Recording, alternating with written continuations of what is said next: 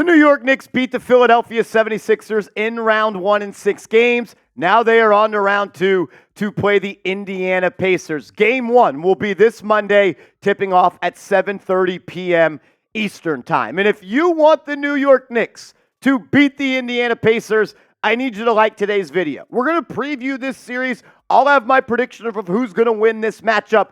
But if you want the Knicks to beat the Pacers, hit that thumbs up icon right now.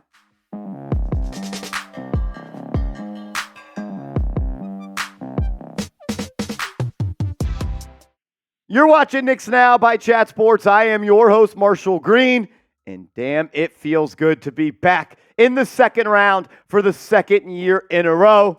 I can get used to this. Let's break it down. Here's the upcoming schedule in the days the Knicks will play the Indiana Pacers. Game 1, Monday, 7:30 p.m. Eastern Time. That game will take place on TNT. Game 2 will be Wednesday at 8 p.m. Eastern Time, also on TNT. Really quick turnaround times in between these games. Only 1 day of rest. Friday, Game 3 in Indiana. That'll be 7 p.m. Eastern Time on ESPN. That's a Friday. And then Game 4 will be Sunday in Indiana at 3:30 p.m. Eastern Time on ABC. If there is a need for Game 5, 6, or 7, those times will be announced at a later day.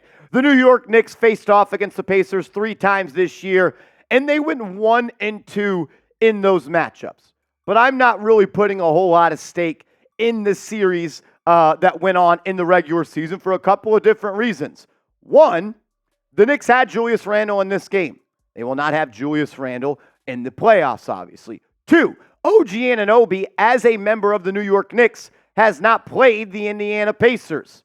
So I really don't have much to go off because this current version, this team that the Knicks are deploying, have not faced off against the Indiana Pacers. I do know this, though. If you allow them to score 140 points and you allow them to score 125 points, you most likely are not going to win. This is a clash of 2 different styles. The Indiana Pacers, very reminiscent of the Mike D'Antoni offense, the 7 seconds or less. They want to run and they want a gun. They want to light up the scoreboard. They want to score 150 points a game, and they can do that. The Knicks, on the other hand, they want to win with toughness, they want to win with grit, and they want to win with defense and on the glass. You look at the regular season points per game for both teams. The Knicks, the 19th best offense, averaged 112.8 points per game, where the Indiana Pacers were the number 1 scoring offense in the regular season, giving you 123.3 points per game. But as we know in the playoffs, it's a little tougher to get a bucket,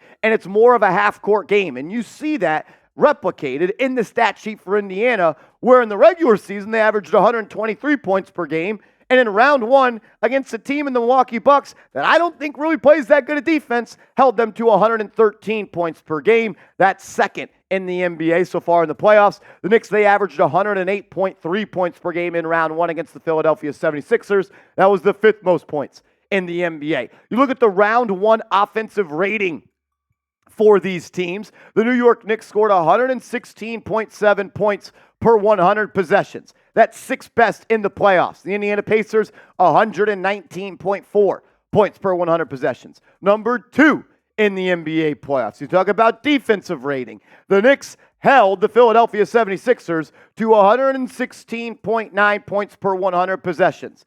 That is not a style of basketball that I think will help the Knicks win this series. They need to get that number down. Their defense needs to be a little bit better. You don't have to deal with a 2-headed monster of Maxey and Embiid, but more so an entire team with Haliburton, Siakam, as well as Miles Turner and Aaron Nesmith and Nembhard. Their defensive rating for Indiana, 116.8, 12th in the NBA playoffs so far. But this is personal for me. It really, really is. We all remember this photo. We all remember the block heard around the world where Carmelo Anthony drives from the right corner the last time the Knicks faced off against the Indiana Pacers in the round 2 of the Eastern Conference playoffs. Melo, blocked by Roy Hibbert.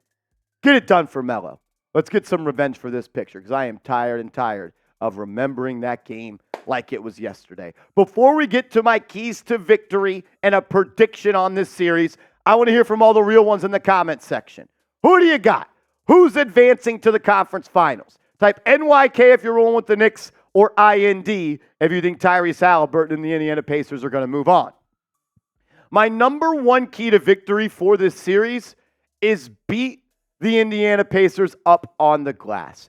If the Knicks, like when I close my eyes and I try to visualize the success the Knicks will have and what success will contribute to winning, it's them dominating not just the defensive glass, but also the offensive glass. The reason the Knicks have such a high offensive rating is because of the extra effort and the extra chances they get and the extra possessions. Because of Hartenstein and Robinson and Josh Hart and their offensive rebounding. In round one of the playoffs, the New York Knicks averaged 45.4 defensive rebounds, fourth best in the playoffs. Indiana Pacers, 43.8. That's sixth. But this is where it needs to shine through. The Knicks, the number one offensive rebounding team in the regular season, also the number one offensive rebounding team in the playoffs. They averaged 14.5 offensive rebounds in round one, whereas the Indiana Pacers averaged 10.3. That is seventh in the NBA. If you beat them up on the offensive glass like you should, this should be a very short series. And it comes down to Hartenstein and Robinson. Robinson, I thought, was more of a key player in the series against the Philadelphia 76ers. He simply just did a better job on Joel Embiid. But there's nobody even close to Embiid on this roster for Indiana. So I'm expecting this actually to be more of an Isaiah Hartenstein series, because we'll talk about Miles Turner later. They love that pick and pop with Turner and Haliburton. Hartenstein does a better job, in my opinion, defending on the perimeter without fouling. But it's offensive rebounding that I'm focusing with these two. 3.5 offensive boards in round one per game for Hartenstein, 4.4 for Mitchell Robinson. If they could duplicate that type of production, the Knicks will be going to the Eastern Conference Finals. Key number two, dictate the style of game. Dictate the pace of play. You should be the one that holds the controller. You should be the one driving this bus. Indy wants to run and gun. They want to play helter-skelter basketball. They want it to look like a pickup game. They just want to go up and down. The Knicks do not. So there's a couple ways you can do that. But the number one way I'm looking at it is Jalen Brunson needs to have a stranglehold on the pace of play in this series. Very reminiscent to how he had a stranglehold on the pace of play in round one against the Cleveland Cavaliers. Even so in round two last year against the Miami Heat, where they did lose in 6 games. But that's such an underrated part of Brunson's game, in my opinion. When he is at his best, yeah, it's awesome when he's scoring 40 and he's doing what he did, which not many people walking this earth have ever been able to do. But when you can just feel Brunson controlling the pace of play, grinding out every possession, that's going to make it tough. You dictate the style of game. You play your style. You don't let them play theirs. You're going to be in a really good spot. Speaking of Brunson, it'll be him versus Tyrese Haliburton. I really do think that is what this series could come down to. If Brunson outplays Haliburton, Knicks are probably going to win. If Haliburton outplays Brunson, the Pacers are probably going to win. You look at the 3 games that Jalen Brunson had against the Indiana Pacers during the regular season, where the Pacers won in game 1 back on December 20th. Brunson had 28 points, 6 assists, shot 41% from the field, and 50% from downtown.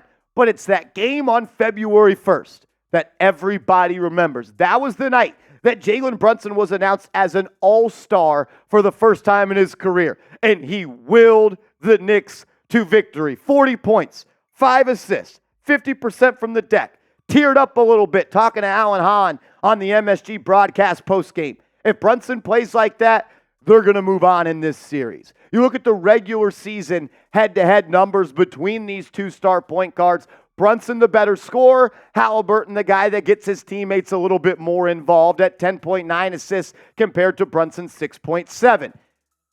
It literally, in my opinion, is going to come down to if Haliburton outplays Brunson, that's the only way that the Indiana Pacers can win this series. And if Haliburton does what he did in round 1, where he averages 16 points per game and 9.3 assists, they will be partying in Cancun in a week from now. Because if that is the production that Indy's going to get from Haliburton, they're cooked. They're finished. And if Brunson does what he did in round 1, where he averaged 35.5 points per game on 9 assists on 43% from the deck, we're going to be heading to the Eastern Conference Finals. Who's the better point guard? Back on October 30th, when the season was just getting started, I was one of the few people here at Chat Sports that said Jalen Brunson was a better player than Tyrese Haliburton. We were laughed at. Now I just want you guys to decide. Maybe you can make an educated decision better than producer Smitty, who told me Tyrese Haliburton was better in November. Who's the better point guard? Type JB for Brunson or TH for Tyrese Haliburton. I've got 2 more keys to victory for the New York Knicks, but first, I got to tell you guys about our proud sponsor, Prize Picks. Go to prizepicks.com/CLNS and use that promo code CLNS, and Prize Picks will match your first deposit up to $100.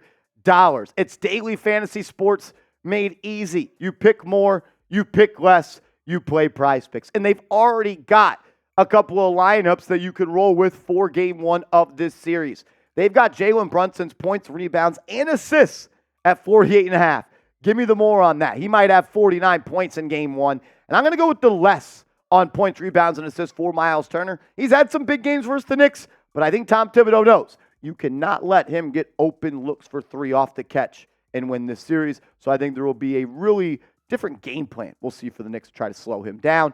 Either way, you can roll with my picks or fade my picks, but I kindly ask, if you're going to play daily fantasy sports, do it with our proud sponsor, Prize Picks. It's prizepicks.com/CLNS. Use that promo code CLNS. Maybe the biggest key to victory of all comes in at this number 4 spot.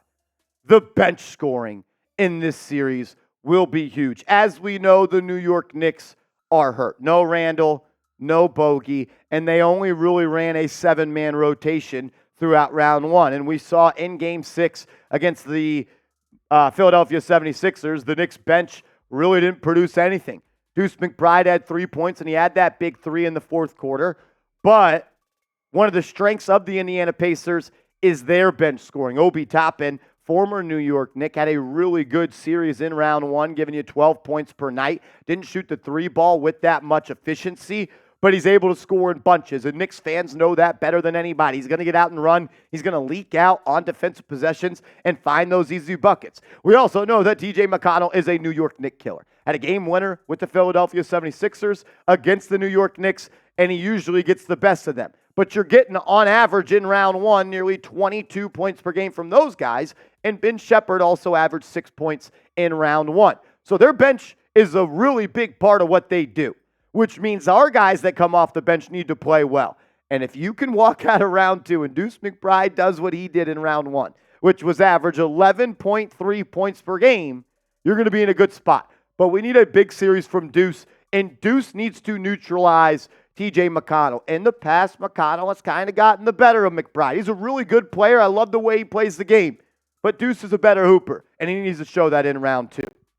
I also wouldn't mind Precious Achiuwa getting a couple more minutes and Tom Thibodeau extending that rotation to 8 players. I also don't hate the idea of maybe Alec Burks playing a little bit just because of the scoring that you may need. But I would like to see Achiuwa play.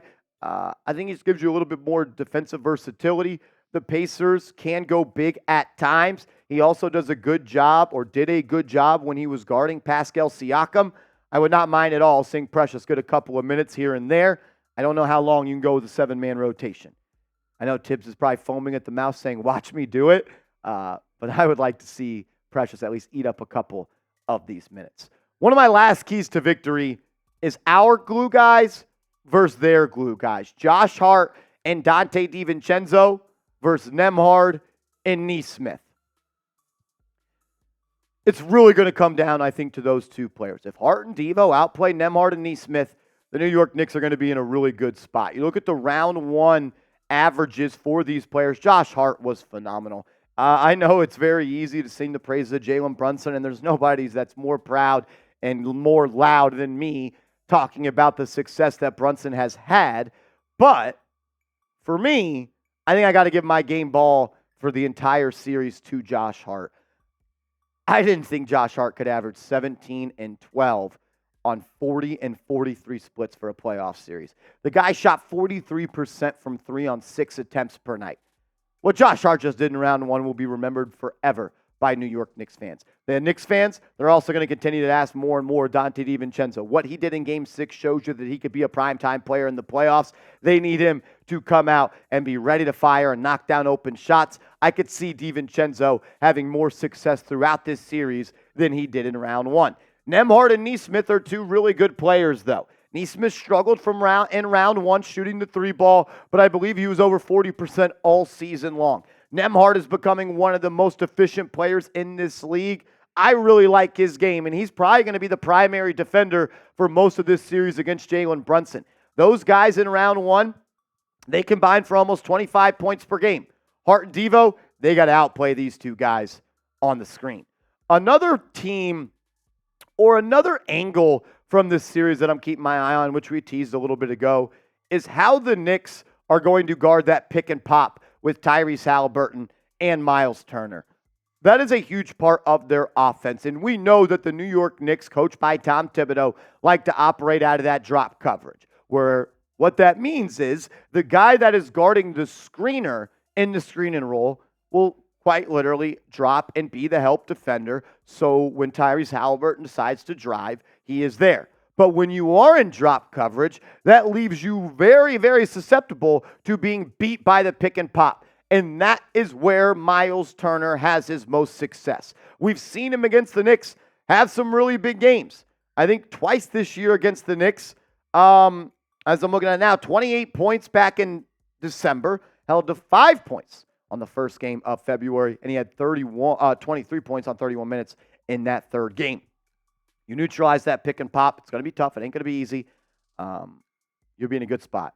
Just these stats from Turner are kind of crazy. He went 6 of 8 from 3 on December 30th and 2 of 2 from 3 on February 10th. So got to find a way to slow down that pick and pop. You look at the starting 5 for the New York Knicks and the numbers throughout round 1. Seeing 35.5 points per game for Jalen Brunson in round 1 of a playoff series is crazy. Hartenstein averaging 10 points is crazy.